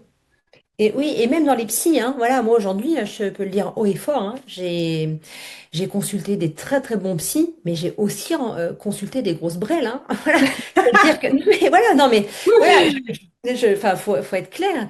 Je me souviens, j'étais encore au lycée, je fais un malaise le matin devant le bus, les pompiers viennent me chercher, ils m'emmènent chez mon médecin généraliste qui me dit, bah rappelle ton psy, voilà. Ce psychiatre, à chaque fois que je le voyais, il me parlait de mon père, alors que pour moi, au fond de moi, à l'époque, j'allais dire, mais c'est quoi ce truc? Enfin, arrête de me parler de mon père. Et au téléphone, il me dit, bah, tu prendras un peu plus d'antidépresseurs et un peu plus de somnifères. Alors déjà que j'étais un zombie, enfin voilà, je me suis dit, mais en fait, c'est du non-sens. Donc je me suis dit, non, stop, j'arrête. Et il y a eu quand même une lumière en moi, déjà à l'époque, qui était de pas me surmédicamenter. Donc pareil, je ne dis pas aux gens qu'il ne faut pas utiliser parfois, en fait, des soutiens de médicaments quand on n'a pas d'autre solution et qu'on peut mettre sa vie en jeu. Moi, j'ai mis ma vie en jeu à plusieurs reprises, dans l'anorexie, mais aussi dans des tentatives de suicide. Et il ne faut pas, en fait, voilà, si on sent qu'on a besoin d'un soutien médicamenteux, c'est OK, voilà. Moi, à ce moment-là, je me suis dit, c'est pas la solution pour moi, j'y suis pas allée, etc., etc. Même lorsque je vivais à Montpellier, pareil, il y avait une psy qui à chaque fois me disait ce que je disais facilement, en fait, que j'étais une ancienne anorexique. Je disais pas que j'étais aussi une ancienne boulimique, puisque j'étais dedans. Et elle me disait, il faut arrêter de parler de cette image. Bah oui, sauf qu'en fait, c'était pour moi une sorte de force, voilà, d'image. Mais juste me dire, faut arrêter de parler de ça. Si elle me donnait pas, en fait, d'autres clés pour me dire, bah en fait, je suis tout simplement Laetitia, je fais ça comme activité et voilà, le reste, bah c'était compliqué, donc elle m'a pas beaucoup aidée, enfin pas beaucoup, oui, on va dire ça comme ça. Donc euh, faut pas hésiter aussi à voir plusieurs personnes. Les autres n'ont pas raison. Vous aurez toujours en fait raison dans votre fort intérieur. Quand on arrive à se reconnecter à soi, lorsqu'on arrive à écouter cette petite voix à l'intérieur qui nous dit c'est bien ou c'est pas bien, eh ben c'est vachement mieux en fait. Aujourd'hui, dans mon activité, parce que je vends aussi des minéraux, quand les gens me disent quelle est la meilleure pierre pour moi, et moi j'en sais rien. Et vous savez pourquoi j'en sais rien? Parce que en fait, c'est pas votre tête qui doit réfléchir à savoir ce qui est bon pour vous, c'est votre ventre, le truc qui est là, et qui vous dit, waouh, ça me plaît, et ça, non, il y a un truc qui va pas. Et c'est là où en effet on a cette sensation qu'on se reconnecte à soi, et après, voilà, le chemin est beaucoup plus doux. Clairement, c'est apprendre à, tu parlais de lâcher prise au début de ce podcast. Et en fait, le lâcher prise, pareil, ça peut paraître être un concept, on se demande ce que ça veut dire, mais on cherche la réponse encore une fois avec la tête. Sauf que ce n'est pas la tête qui a la réponse. La tête, c'est les pensées. Nous, ce qu'on veut, c'est aller dans les sensations. Dans ce, par exemple, un autre exemple que je prends assez souvent, c'est on rencontre, on va dire, une personne. Ça peut être, on imagine un date, ok? Je sais pas, le mec, il coche tout, je sais pas, il est blond, musclé, aux yeux bleus, bon, bref, peu importe. Moi, j'ai pas de critères, mais bon, voilà. Je vous fais un peu un tableau, quoi. Vous dites, ah, putain, il coche tout, c'est génial, machin. Puis quand on discute avec lui, Ça vous l'a sûrement déjà fait? Ouais, bof. C'est creux. Ouais. Y a rien. Et puis, ça peut être un autre mec qui coche pas du tout les cases Mm. physiques, mais où il va y avoir une interaction, il va y avoir quelque chose. Et en fait, sur le papier, tout peut être génial. D'ailleurs, très souvent, mes clientes, sur le papier, tout est génial. Ce sont des femmes brillantes qui ont des postes à haute responsabilité. Elles ont, je sais pas, une maison, parfois des chats, des chiens, des enfants. Enfin, sur le papier, ça coche toutes les cases de la Ouais. société, tu sais, pour réussir et être bien vues. Mais, intérieurement, elles se sentent vides. Elles font des compulsions, elles en parlent à personne. Parfois même, j'ai eu des clientes qui m'ont dit, mais tu es la première personne à qui je le dis. Ouais. Et waouh, quoi, je me dis déjà, mais je félicite la personne, je dis, mais bravo, parce que c'est important de mettre des mots sur tes mots. Vous n'imaginez pas à quel point c'est important, justement, quand ça fait des années qu'on a passé à se taire, Mm. à sortir tout ce Donc, mal-être, juste le dire. mm. C'est tellement important. Et que ce soit Laetitia, que ce soit moi, on n'est pas là pour vous juger parce qu'on a vécu ça. Moi, quand Ouais. quelqu'un me dit ça, mais c'est normal dans ma tête, il n'y a rien de... Mm. Ok, on peut parler de toi avec moi, je le dis très souvent, je dis, vous pouvez me dire, je sais pas, t'as vomi, t'as pris des laxatifs, t'as la diarrhée. Bref, on s'en fout, moi je m'en fous Ouais. en fait. Oui, Et, et c'est ça, et c'est vraiment revenir à ce non-jugement qu'on peut avoir aussi avec autrui. Je pense que tu avais aussi beaucoup ça, tu vois, pas être dans le jugement, en tout cas dans la bienveillance, mais te la ramener aussi à toi-même. En tout cas, moi, c'est quelque chose qui a été très important d'être plus douce, tu vois, avec moi-même dans mon parcours, euh, d'être plus moins dure avec mon corps, tu vois, comme tu disais tout à l'heure, tu le poussais au-delà de ses limites. Bah, moi aussi, je l'ai beaucoup fait. Je pense que ça parlera à toutes les personnes qui nous écoutent. D'apprendre à comprendre que le corps, il a des limites, en fait. On ne peut ouais. pas le pousser à l'extrême tout le temps. Même c'est comme une machine, hein. Je sais pas, on prend notre téléphone. Est-ce que là, si je me sers de mon téléphone pendant 48 heures, au bout d'un moment, le truc, il a besoin d'être posé et d'être rechargé. C'est Exactement. un humain aussi, en fait. Et on l'oublie. Totalement. Oui, oui, oui. Puis on a chacun, en effet, nos besoins. Je pense que toutes les personnes qui nous écoutent aujourd'hui ont oublié quels étaient leurs besoins. Pourquoi? Souvent, en fait, liés à la société. Aujourd'hui, moi, il y a des choses qui me font hurler, hein, et d'ailleurs, j'essaye de garder mon calme, mais notamment quand on voit un enfant qui tombe, qui pleure, et qu'il y a un adulte qui lui dit, c'est rien. Mais qu'est-ce que t'en sais? T'es à sa place? En fait, mais ça, en fait, sont des petites phrases que j'ai connues, voilà, enfin, j'ai même connu pire, inconsciemment. Ma maman, je pense qu'elle a essayé de faire de son mieux avec ses outils qu'elle a eu, elle aussi, enfant, qui sont très probablement pas les bons outils. Et en fait, elle m'a transmis ce qu'elle a pu. Je suis une hypersensible. Tout ça, je l'ai intégré c'est comme si c'était en fait tatoué sur ma peau. Tu n'as pas d'émotion, Laetitia, et c'est ta vie. Sauf qu'à un moment, bah oui, les troubles m'ont rattrapé parce qu'il fallait qu'une certaine manière, je compense quelque chose qui était beaucoup trop douloureux et beaucoup trop rigide en fait dans ma vie. Pour moi, tu sais, ce sont des mécanismes de protection, en fait. Soit tu es dans la restriction, c'est une forme de d'évitement, souvent des émotions, de ton fort intérieur, de blocage un peu plus profond, ou les compulsions, dans l'autre sens, où tu vas Oui, combler ce vide avec de la nourriture. Euh, et tu vois, tu parlais de ton parcours pro.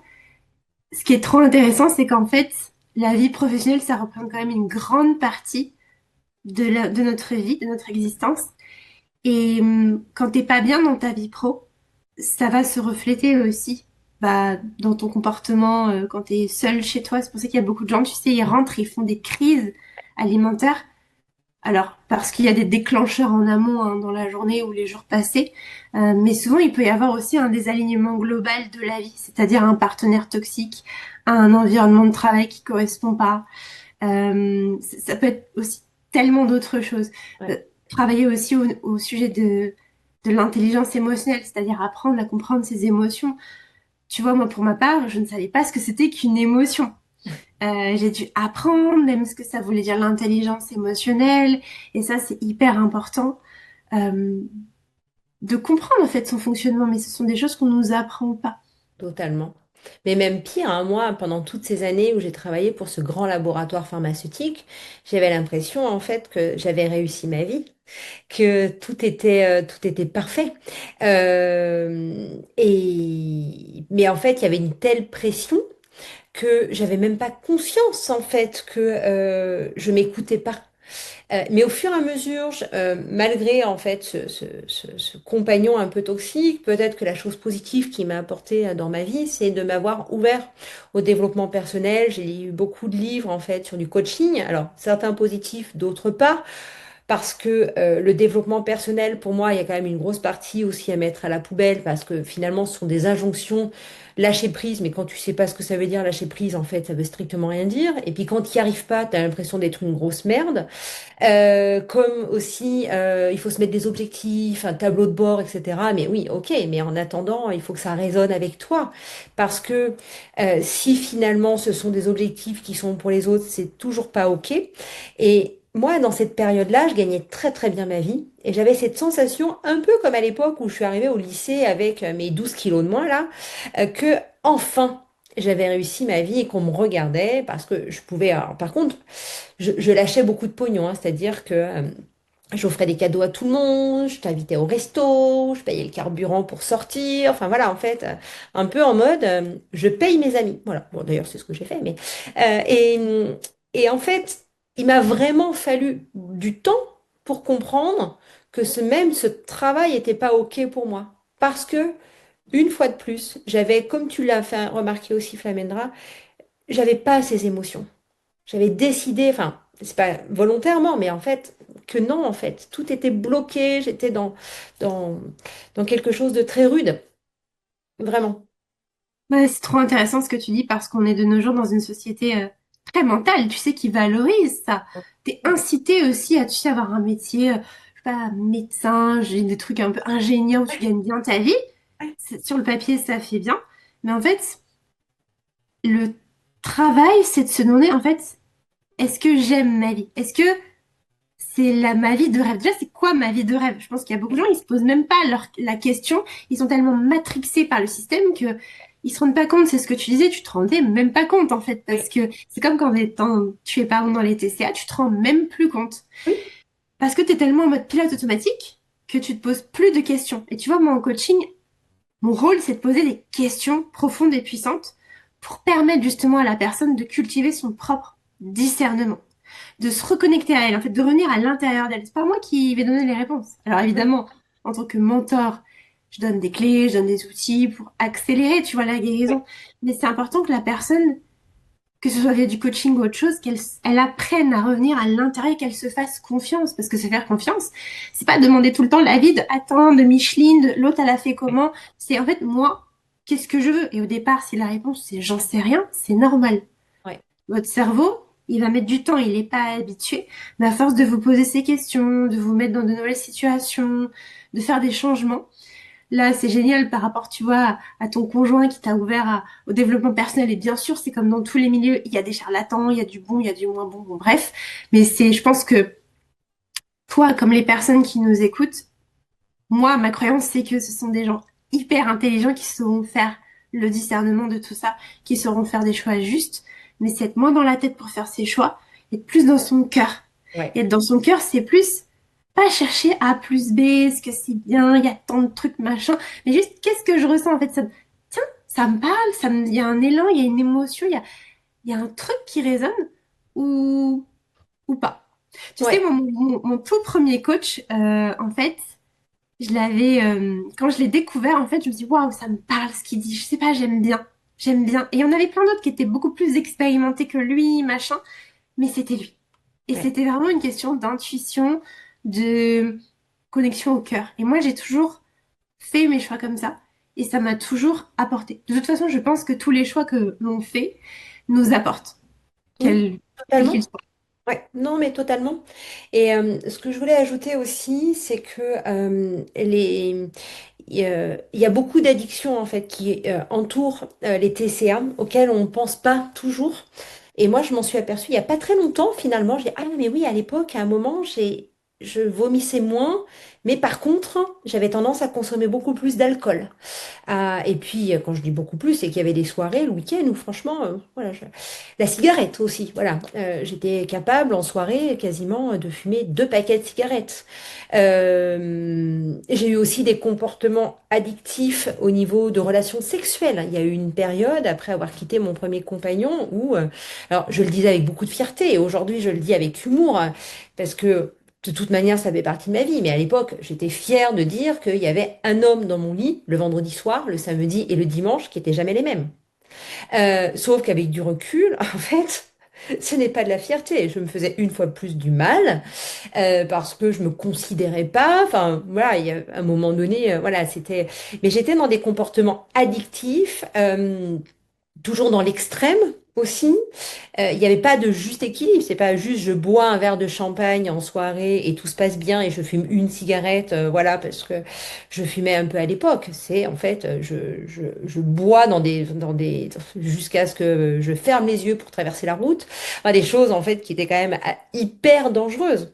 Et, euh, et je voudrais, voilà, alerter un peu les gens aussi sur ça parce que parfois, on change juste en fait nos addictions par une autre, mais le problème de fond est pas réglé. Voilà, donc c'est important d'en prendre conscience et de savoir qu'il y a des moments, et c'est pas grave, hein, voilà, même enfin, si on substitue, mais que on n'est pas encore tout à fait en fait sur le chemin du je me sens bien dans mon cœur et c'est OK. Voilà. Merci de partager ça. Je suis totalement d'accord avec toi. Et il y a beaucoup de gens qui se méprennent, c'est-à-dire qu'ils pensent qu'ils sont guéris, mais en fait, ça s'est transposé ailleurs. Et tu vois, par exemple, l'addiction sexuelle, on pourrait se dire, en fait, non, c'est pas une addiction, mais si, complètement. Et c'est de voir que, parce qu'on parle souvent de la drogue, l'alcool, la cigarette, mais tu as aussi d'autres comportements, en fait, qui vont viser à combler un vide, qui vont Mm. viser à t'apporter un plaisir, un soulagement immédiat, qui vont viser euh, ouais, à combler quelque chose qui est manquant chez toi, à te donner une forme de bien-être, de satisfaction, Ouais. de fierté, comme tu disais. Et en fait, ça t'autodétruit sur le long terme. C'est ça. Mais pareil, ça, tu vois, il y a une forme de valorisation sociale de, ouais, mais moi, je suis une femme, tu vois, qui attire plein d'hommes et tout. Tu vois, tu peux vraiment, en fait, partir dans des schémas où tu te rends pas compte. Donc, ça, c'est super que tu en parles. Je trouve qu'on a abordé vraiment des pépites parce que on met la lumière sur des choses qui, selon moi, sont trop normalisées, trop banalisées et qui Mm. permettent pas de se sortir durablement, tu vois, de ces comportements d'addiction. L'addiction, c'est juste une manière, c'est une protection en fait qui empêche de revenir pleinement à soi. Mais effectivement, quand on est vraiment guéri, il y a pas d'autres comportements. Tu vois, moi aujourd'hui, je ne bois pas d'alcool, je ne fume pas, je suis heureuse en couple avec mon partenaire, voilà. Et avec la nourriture, ça va. Donc j'estime être vraiment guérie en fait. Mais je vois qu'il y a des gens, ils basculent d'un truc à l'autre.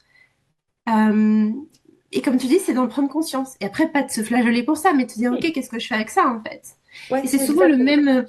c'est la même chose dans tous les mécanismes d'addiction. En fait, tu vois, nous, on parle d'addiction à la nourriture, entre guillemets. Mm.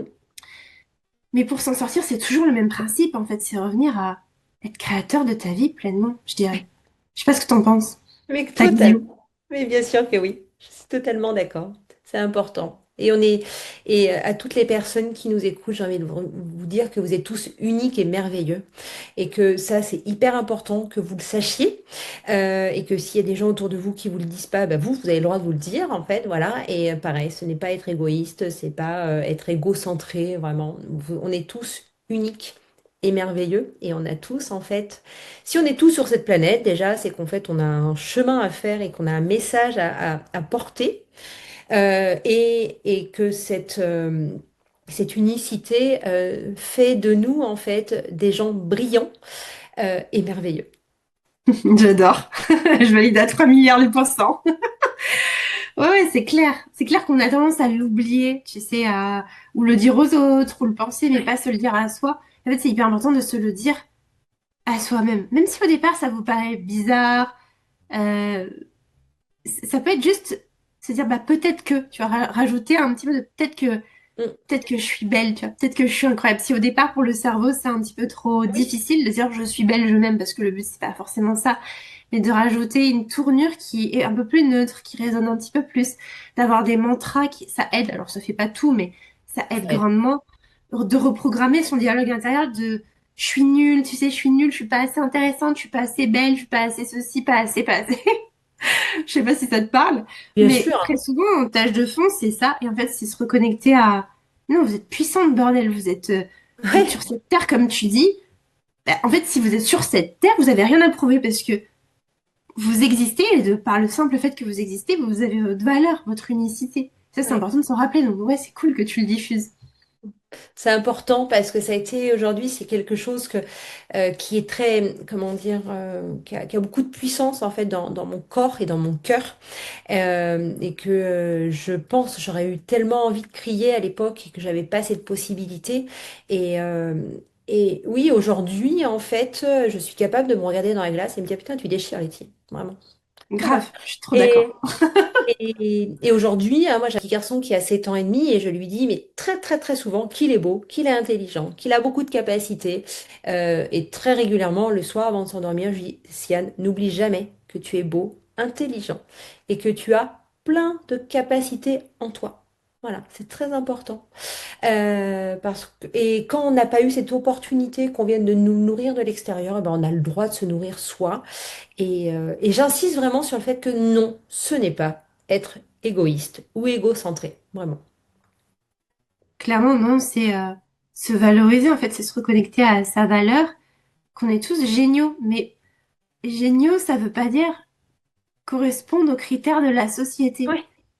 Ça veut dire trouver votre propre définition de la réussite. Et la réussite, c'est quoi? C'est une vie dans laquelle on se sent bien, on a envie de se lever, on, euh, on est épanoui en fait. Mm. Et pour certains, ce sera se lever et partir en voyage, découvrir les quatre coins de la Terre. Pour d'autres, ce sera fonder une famille parce que leur valeur, c'est la famille. Pour d'autres, ce sera s'investir pleinement dans des projets au travail qui les passionnent.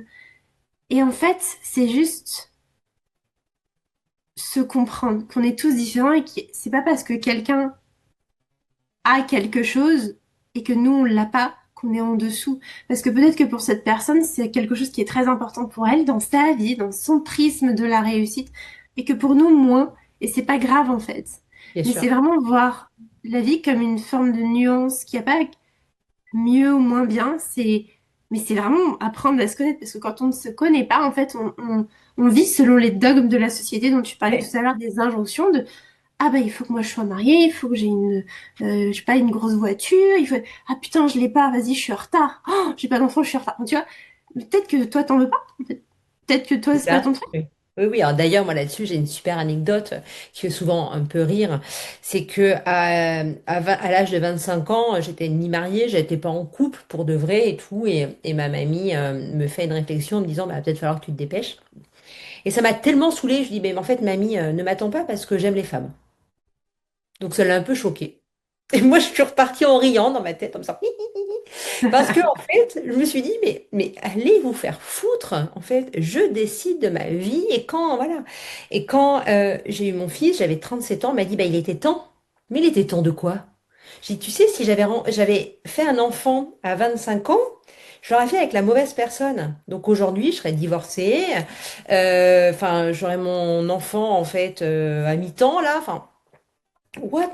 C'est, enfin, en fait, et puis si je veux pas d'enfant, je veux pas d'enfant. Si je préfère en fait élever des chevaux, j'élève des chevaux. En fait, et où est le problème, quoi, vraiment. Et c'est vrai que se détacher de toutes ces injonctions en fait dans lesquelles on baigne, ça fait un bien fou. Voilà, vraiment. Ça commence par la nourriture, je dirais, tu sais, Oui, ah tiens, ça il faut le manger, ça il faut pas le manger, tiens, c'est l'heure de manger ça, c'est pas l'heure. oui. En fait, il faut déjà commencer par ça c'est le premier travail en tout cas que moi je fais avec enfin, certaines personnes. Des fois, j'ai Ouais, des clients plus avancés où on va direct dans des choses beaucoup plus profondes. Et d'ailleurs, en coaching, tu vois, on parle pas de nourriture. Très souvent, les personnes elles disent, ah mais en fait, on parle pas de nourriture. Je dis, bah non, parce que le sujet n'est pas vraiment là, en fait. Donc, on va directement voir ce qu'il en est.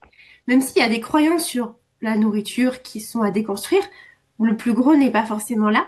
Et puis ensuite, effectivement, c'est remettre en question tout ce qu'on a toujours cru vrai jusqu'à maintenant, parce que tout ce qu'on continue de croire vrai, bah, ça régit nos pensées, donc ça régit ce qu'on fait, puisque nos pensées entraînent nos émotions qui entraînent nos actions, et que si on pense de la même façon, bah, on va toujours construire la même vie. Donc ça nécessite un petit travail de remise en question, et puis d'accepter que sa vérité intérieure, au lieu de lutter pour pouvoir vouloir correspondre à, tu sais, c'est comme avec le corps, correspondre à un idéal de corps qu'on voit partout, C'est ça. le ventre Exactement. plat, être fine, gna gna gna. Mais en fait, regarde ta morphologie. Est-ce que toi déjà, comment t'es fichu, tu vois, parce que bon, Ouais. moi par exemple, je sais que je suis grande, et à l'époque, j'admirais des nanas hyper fines, tu sais, mais moi, en fait, je peux pas, en fait, si je veux être hyper fine, il faut que je sois dans les TCA, quoi, clairement. Quand j'avais les cuisses, tu sais, qui se touchaient pas, Ouais, bah, j'étais ouais. dans les TCA, ouais, ouais. Sauf que, bah, aujourd'hui, j'ai compris que non, non, moi, j'ai des cuisses qui se touchent, tu vois, et c'est OK, et tout va Ouais. bien. J'ai fait un peu ce deuil du corps, hein, qu'on nous montre partout, pour me comprendre. Donc, ça passe par la nourriture, le corps, mais même, voilà, la façon de vivre, le travail qu'on veut avoir. Je peux t'assurer, tu me diras si ça t'a fait pareil, mais moi, quand j'ai dit à ma mère, bah voilà, je suis coach maintenant, spécialisée dans les troubles alimentaires. En plus, t'imagines bien, il y a 5 ans de ça, il n'y avait pas grand monde sur le marché, tu vois. Ma mère me disait, mais c'est quand que tu te retrouves un vrai travail? C'est quand? Tu sais, il y avait un doute, mais en même temps, ma mère a toujours été très bienveillante, donc elle me disait pas de pas le faire, mais je Ouais. sentais bien que C'était c'était difficile pour elle. bizarre. Tu sais, c'est pas valorisé. Enfin, en tout cas, à l'époque, ça l'était peut-être moins qu'aujourd'hui. Et puis, il y a de l'incertitude, tu vois, c'est pas salarié, tu coches pas la case, machin. Mais moi, j'ai compris, et je pense que c'est le cas pour beaucoup de personnes qui ont des troubles alimentaires, j'ai une immense valeur liberté. La liberté, c'est très important pour moi, pour me sentir bien dans ma vie, donc pas dans des cases, en fait. En tout cas, c'est moi Ouais. qui crée mes propres cases. Voilà, j'aime pas qu'on me fasse chier avec des trucs que j'ai pas envie, tu vois. Je dis pas qu'il n'y a pas de contraintes dans chaque vie, il y a des contraintes, mais tu sais, avant, c'était des contraintes subies. Alors que maintenant, c'est Oui. des contraintes choisies pour se Ouais. créer la vie qu'on veut. Totalement. Ouais, ouais, je suis d'accord avec toi. Totalement. Alors moi aujourd'hui, euh, ma mère, là aujourd'hui, me félicite en fait du travail que je suis en train d'accomplir. Euh, j'ai beaucoup challengé mes parents et encore plus ma mère, c'est-à-dire qu'aujourd'hui ma mère n'a plus du tout le même discours qu'elle pouvait avoir quand j'étais enfant. D'ailleurs pour elle, c'est un peu dissonant parce qu'elle a cette sensation en fait qu'elle a jamais eu ce genre de discours. Et je lui en veux pas, hein, voilà, comme je disais tout à l'heure, elle a fait son parcours de maman avec les outils qu'on lui avait transmis. Elle ne pouvait pas les inventer, etc., etc. On n'avait pas des coachings, on n'avait pas Internet comme on a aujourd'hui. Mais je sais qu'il y a des gens, hein, encore dans notre entourage un peu proche, que ce soit des oncles, des tantes, qui parfois vont me dire, mais pour de vrai, tu t'en sors de ton activité professionnelle? Et quand là, je dis, bah, je suis en train d'écrire un livre, mais tu vas avoir vraiment le temps? Et j'allais leur dire, mais qu'est-ce que ça peut te foutre, sincèrement, même si je te dis que, bah non, en fait, je me couche tous les soirs à 1 heure du matin pour avoir cette opportunité de rédiger, mais c'est moi, c'est mon histoire. Que tu, comment dire, que tu t'intéresses à ce que je vive et que tu as envie de prendre soin de moi, ok, mais par contre, ne m'oblige pas, ne m'impose pas en fait tes choix personnels. Voilà. Euh, c'est, tu parlais tout à l'heure du corps aussi, et je me souviendrai toujours à l'époque quand je vivais à Nantes, j'avais été voir la mère de mon premier copain là, qui travaillait à la mairie, et je lui partage le fait que je suis anorexique, voilà, et que je vais être en hôpital de jour parce que je pouvais pas le cacher finalement en fait que tous les lundis j'étais en hôpital de jour. Et elle me dit mais comment tu vas faire le jour où tu seras enceinte? Parce qu'à un moment tu vas grossir quand même. Et je lui dis écoute le sujet est pas là. Parce que je lui dis bah on verra en fait, hein. C'est tellement loin pour moi et je le savais. Et en fait quand j'ai eu mon fils je vivais à Mayotte. J'ai pris 17 kilos. J'étais vraiment en mode baleine, hein, c'est-à-dire que j'avais vraiment un gros ventre. Je pense que mon petit a déjà appris à nager dans mon ventre tellement il y avait d'eau. Et à aucun moment, j'ai été dans la privation ou le contrôle. J'ai eu des réflexions, notamment, je me souviens toujours qu'un jour ma voisine de palier me dit, oh là là, on a l'impression qu'il y en a deux là-dedans. Je lui ai pas répondu, j'avais qu'une envie, c'était de lui dire ta gueule. Mais en fait, ça n'a pas eu, comment dire, de conséquences sur ma grossesse. Ça n'a pas eu non plus de conséquences sur le après. J'ai allaité mon fils pendant 2 ans et demi. Aujourd'hui, quand je regarde les photos, je me dis, purée, oui, il avait à peine un an, tu avais encore du ventre. Euh, mais j'avais pas, en fait, j'avais pas. C'était pas grave en fait vraiment parce que j'étais devenue une maman qui était là pour nourrir un petit et que mon objectif premier en fait c'était de nourrir cet enfant et le reste avait moins d'importance. Moi oui j'avais de l'importance dans ce que j'étais en train de créer au niveau de mon activité pro, etc.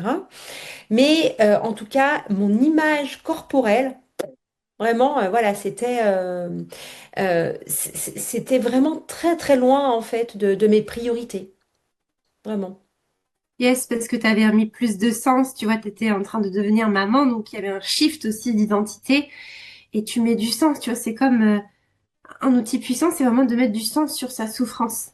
Mm. Si par exemple, la mère, elle se disait pas, en fait, je suis en train de mettre au monde mon enfant, donc c'est quand même la vie, tu vois, que tu donnes vie, Ouais. et ben en fait, tu acceptes beaucoup plus, je sais pas, les nausées, les ballonnements, l'accouchement, tout ça, parce qu'il y a un sens profond Ouais. derrière. Et ça, c'est important, même je dirais, dans le processus de guérison qui est, comme tu l'as dit, absolument pas linéaire.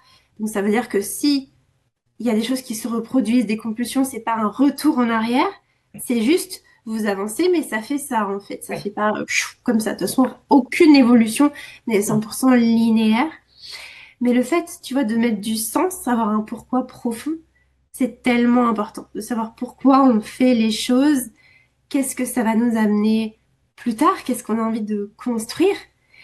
Donc je pense qu'il y a eu cette partie-là et ce que tu dis, c'est intéressant parce que j'ai eu pas mal de clientes qui m'ont dit ça pendant ma grossesse, ça a été, et puis après, bah, c'est revenu ou machin. Parce qu'en fait, il y a eu ce côté de nourrir, tu vois, son enfant, de le faire aussi Ouais. pour l'enfant. Donc c'est beau, hein, mais c'est aussi d'apprendre après à se redonner de la valeur, pas juste pour son enfant. Et puis, il y a une question ouais, de sens un peu plus profond. En tout cas, c'est ma perception. Mais merci d'en parler parce que ça, oui, ça, bah, ça va sans doute résonner. Oui, je pense. Et du coup, pour conclure cet échange, si peut-être tu avais trois pistes, trois grandes clés que tu aimerais diffuser, tu vois, aux personnes qui nous écoutent, qui toi ont fait une grande différence dans ton parcours, dans ta vie, tu dirais que ce serait quoi? Alors, la première grande piste, hein, c'est celle que j'ai commencé à partager tout à l'heure, c'est quand j'ai enfin décidé, en fait, d'émettre mes idées. Voilà, ça a été un premier grand pas pour aller mieux. J'invite vraiment les gens, en fait, à pouvoir s'imposer. C'est pas en fait en allant écraser les autres, mais vraiment en fait en ayant cette possibilité d'être soi là et ici et maintenant. Et ça, c'est vraiment très puissant selon moi. Ça, c'est la vraiment première grande chose. La deuxième, alors j'aime pas utiliser le mot lâcher prise parce qu'en fait, pour moi, ça veut strictement rien dire. Il y a tellement de gens qui disent t'as qu'à lâcher prise. Bah, si c'était si facile, en fait, on le ferait tous. Et en fait, toi et moi, en fait, on n'aurait plus de job. Enfin, en tout cas, on n'aurait pas besoin d'aller aider des personnes, en fait, qui sont aujourd'hui dans une difficulté émotionnelle et physique. Mais j'aime utiliser en fait la phrase de se dire et si j'étais moi? Et si j'étais moi, comment je serais? Et si j'étais moi, quelle était, c'est un peu ce que tu as partagé tout à l'heure, quelle serait en fait ma vie idéale? Et si j'étais moi, je ferais ça. Et si j'étais moi? Et en fait, à force de se le répéter, et si, voilà. Et à un moment, on peut se dire, bah, en fait, c'est pas et si, c'est possible.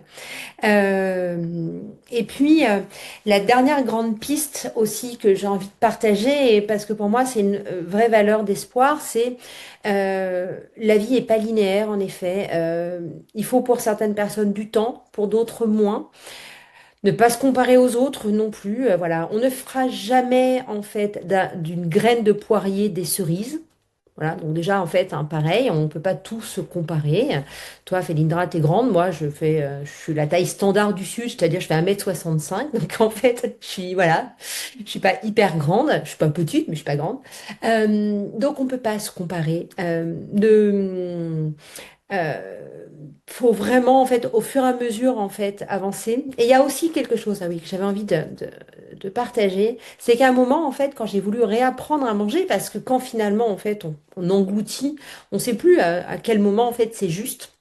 Et se reconnecter à soi. Donc moi, j'avais fait appel à l'époque à une diététicienne qui m'a un petit peu aidée parce que elle m'était envoyée, en fait, par l'hôpital de jour de Nantes. Mais il y a elle m'avait donné des programmes qui n'étaient pas faciles parce qu'une fois de plus, j'étais dans le contrôle et je me suis dit que c'était la pire des choses. C'est fonctionner au fur et à mesure avec son ressenti. Voilà. Et c'est se dire que même si au début, en fait, on aura cette tendance à se sous-alimenter parce qu'on a peur encore d'être dans l'excès, voilà. C'est pas hyper grave dans le sens où il faut se faire confiance, il faut écouter ses sensations, il faut vraiment revenir à soi. Et moi, ça m'a beaucoup, beaucoup, mais beaucoup aidé. Voilà, en me disant que voilà, il y avait mon corps était capable de me parler si j'apprenais à l'écouter. Complètement. C'est ça, l'écoute du corps, c'est revenir dans les sensations. Donc merci du coup pour ces quatre clés que tu as citées qui sont des clés profondes et puissantes et qui, bah, on l'espère, va pouvoir vous permettre de cheminer. Bah merci Laetitia en tout cas pour cet échange. Moi Plaisir j'ai adoré. partagé. C'est trop chouette. Je suis sûre que ça va inspirer bah, les gens qui nous écoutent. On vous souhaite une très belle journée, soirée en fonction de quand vous nous écouterez. Et puis moi, je vous dis à la prochaine dans un prochain épisode du podcast Savoir la vie. Si cet échange t'a parlé, si tu t'es reconnu dans ce que nous avons dit avec Laetitia, et surtout si tu sais au fond de toi que ce travail de transformation profond pour te libérer définitivement des troubles du comportement alimentaire, tu as besoin de le faire. Et que personne ne va le faire à ta place, eh bien, tu es au bon endroit. C'est à toi de décider si tu restes comme ça pendant encore 1 an, 5 ans, 10 ans, ou si tu te donnes la chance de changer maintenant. Et ce n'est même pas une chance, c'est une décision. Parce que personne ne va venir te dire, OK, allez, on y va. Ça va être à toi, de par une simple décision que tu peux faire dès à présent, dès aujourd'hui. Et il n'y a pas de bon moment. Le bon moment, c'est quand tu la décides. Cette décision, elle peut radicalement changer ta vie dans 3 mois, dans 6 mois. Qui tu es aujourd'hui est le fruit de toutes tes décisions passées. Donc si aujourd'hui tu prends une nouvelle décision, que tu mets en place de nouvelles choses, eh bien, dans 3 mois, dans 6 mois, dans un an, tu ne seras plus du tout la même personne. Tu pourras te réveiller sans faire de crise alimentaire. Tu pourras aller au restaurant, l'esprit complètement libre. Tu pourras être pleinement dans le moment présent, profiter de ta famille, de tes enfants, de ton conjoint, ne plus être irritable, ne plus avoir de problèmes de digestion, que la nourriture ne te stresse plus, que tu ne te poses plus 1 milliard de questions avec tout ça, mais que tu puisses simplement profiter en fait de la vie, aller en vacances sans te prendre la tête avec la nourriture, porter les vêtements que tu aimes, te mettre en robe sexy, peut-être te mettre en maillot de bain et adorer ça, ne plus avoir constamment peur du regard des autres. En fait, redevenir cette femme libre, sereine, rayonnante que tu es déjà, mais qui n'attend que cette décision pour pleinement s'exprimer, pour pleinement rayonner dans ce monde. Dis-toi que les personnes qui avancent, qui ont ce que tu veux, ne sont ni plus fortes, ni plus intelligentes que toi. Elles n'attendent pas non plus le bon moment. Elles ne repoussent pas sans cesse ce qu'elles savent qui est juste pour elles. Elles y vont malgré la peur. Elles font preuve de courage. Elles font preuve de leadership. C'est-à-dire qu'elles sont créatrices de leur vie. C'est ce qu'on disait dans ce podcast. Elles se disent, OK, je veux ça. Eh bien, je vais me donner les moyens pour y arriver. Et ce sont des personnes qui investissent constamment en elles, qui ont compris le pouvoir de l'investissement en soi parce que c'est un cadeau que tu te fais à toi-même. Tu vas forcément apprendre des choses, tu vas forcément ressortir grandi que si tu ne fais rien. Évidemment, si tu ne fais rien, eh bien ta vie ne va pas changer, tu ne vas pas changer, tu ne vas pas te reconnecter à cette femme que tu veux être. Sache que pour ma part, j'ai fait ce chemin il y a plusieurs années. C'est pour ça que je suis devenue coach, que je me suis spécialisée dans tout ce qui est rapport à la nourriture, rapport au corps, confiance en soi, estime de soi. On parle aussi des émotions, des relations. En gros, t'aligner pleinement dans ta vie. C'est ça mon job, c'est ça ce qui m'anime au quotidien. J'ai accompagné des centaines et des centaines de femmes dans ce chemin et quelques hommes aussi. D'ailleurs, tu peux lire leurs avis sur Trustpilot si ça t'intéresse pour voir que oui, c'est normal de se demander, ok, est-ce que ça a vraiment marché? Mais en fait, au lieu de te poser cette question, au lieu d'être dans la peur et d'imaginer le pire scénario que ça ne fonctionne pas, c'est de te dire que de toute manière, chaque nouvelle décision t'apprend quelque chose. Chaque nouvelle décision est un tremplin, que tu vas forcément en ressortir grandi. Évidemment que passer du temps avec quelqu'un qui a déjà fait le chemin que tu souhaites faire. Évidemment que tu vas en ressortir grandi. Évidemment que ça va t'aider, c'est un truc de fou. Et bien sûr, c'est à toi de t'investir dans ce parcours de transformation profonde, parce que moi, je peux te donner tous les outils de la Terre, mais si tu n'en fais absolument rien, tu n'auras aucun résultat. Donc c'est toujours une co-création, et compte sur moi pour t'offrir le meilleur de tout ce que j'ai pu acquérir en termes d'expérience et de connaissances au cours de mon parcours. Donc, si tu sens que tout cela résonne, n'attends pas, clique sur le premier lien en description et réserve ton appel de bilan personnalisé offert avec moi. On fera le point sur ta situation. Je t'expliquerai en détail ce qui bloque parce que compte sur moi pour être un rayon laser et savoir exactement ce qui te bloque aujourd'hui. Et évidemment, je te partagerai tout ce que l'on peut mettre en place pour changer ces choses, pour t'offrir la vie que tu souhaites, c'est-à-dire une vie où tu te sens libre, sereine, rayonnante, joyeuse, où la nourriture, ce n'est plus un sujet, où tu te sens belle, bien confiante avec ton corps. C'est tout ce que je vis aujourd'hui et c'est vraiment tout ce que je veux pour toi. Mais ça, c'est à toi de le décider. Donc clique bien sur le premier lien en description et je te dis à tout de suite en appel de bilan personnalisé.